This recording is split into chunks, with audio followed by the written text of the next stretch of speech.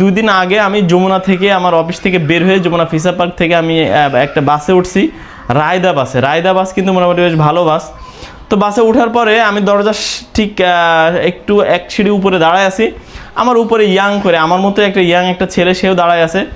তো আমি উঠাতে যেহেতু মানুষ নামায় একটু ঝামেলা হবে, ও বলতেছে ভাই আপনি উপরে উঠে আমার সামনে দাঁড়ান, ঠিক আছে।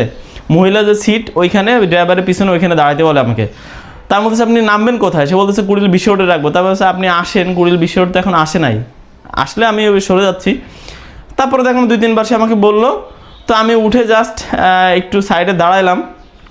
তো দরজাটা একটু ফাঁকা হয়েছে, সে নামবে বা কুড়িল বিষয়টা এখন আসে না, আসার আগ দিয়ে সে হঠাৎ করে একজনের ফোন মেরে ধরে দৌড়, কিন্তু নিতে পারে নাই। কপালটা ভালো, তার ফোনটা নিতে পারে না, সে শক্ত করে ধরেছিল। তো মানে সাথে সাথে বিশাল একটা হই হুল্লায় যেই ধর বাঞ্চত বলে গালি দিল সবাই, মানে তাড়াহুড়া ধরতে যাচ্ছে। এখন ওরে ধরবে কে?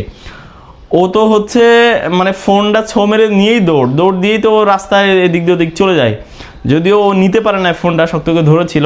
তো আমি চিন্তা করতেছি শালার চোর নিয়েই এতক্ষণ দাঁড়িয়েছিলাম। তো আমার সাথে আসলে লাস্ট এই 1 সপ্তাহে 3টা চোরের সাক্ষাৎ হয়েছে।